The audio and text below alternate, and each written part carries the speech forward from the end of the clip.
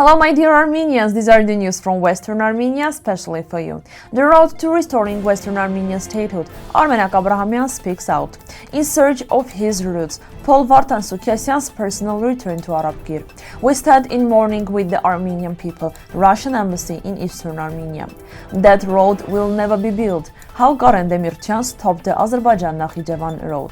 Tatoyan to Aliyev. If you are so sure, let's both go to International Criminal Court. Artsakh's cultural heritage faces total destruction as vandalism grows, Hovik Avanesov warns. Let's support Western Armenia State Television. Join our veterans, State for honor and memory. In an interview with Western Armenia State TV, President Armenak Abrahamyan spoke about historical and political events that shaped the unity and work of the National Council of Western Armenia over the past decades.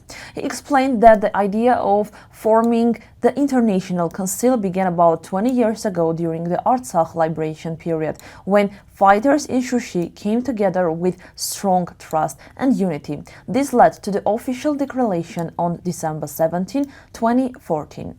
He said the declaration marked the restoration of Western Armenia's state and national identity. The name Turkish Armenia was rejected and the true historical name Western Armenia was restored. This decision was not only symbolic, but connected to real self-governance on liberated lands. The National Council has worked for many years to protect national rights and preserve historical identity. This is a struggle not only for the past, but for the future, the president said.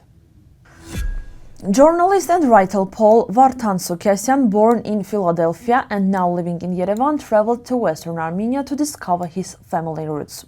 At a cultural meeting, he shared how he traced his ancestors through old family records from 1793 manuscripts and stories about of 1950 tragedy.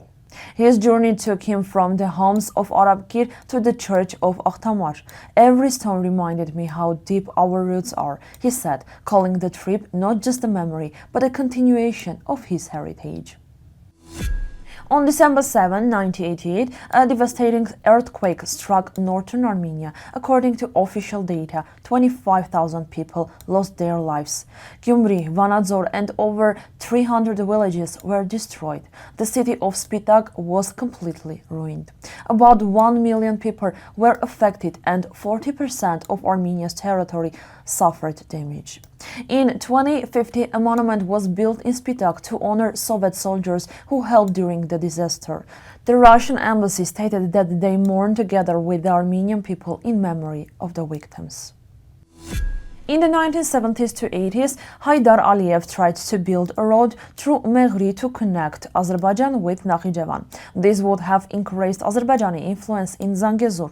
Despite pressure from Soviet authorities and even giving the road strategic importance, Demirchyan firmly rejected the project, citing economic and security risks. Even when construction began illegally, Demirchyan stopped it. This decision prevented a major demographic and strategic change in the region. In a recent speech, Azerbaijan's president made serious accusations against Armenia, including claims of genocide and war crimes, even questioning Armenia's existence. Meanwhile, Armenia's leadership has not given a strong enough response.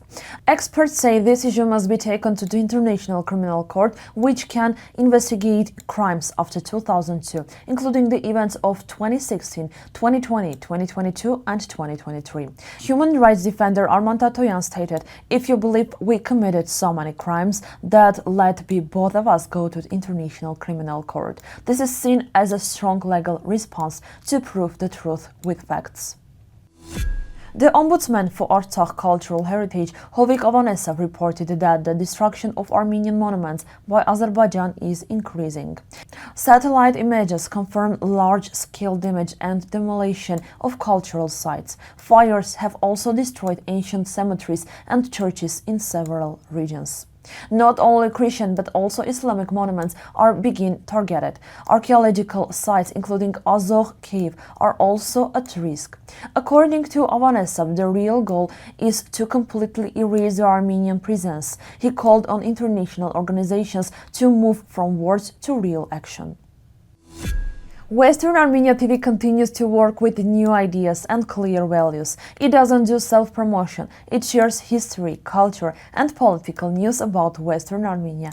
A big success is the new weekly newspaper Western Armenia, created to protect and share our history and identity. The channel also reports on the president, government, and parliament of Western Armenia. Dear compatriots, with your support, we will grow stronger. Together, we are powerful.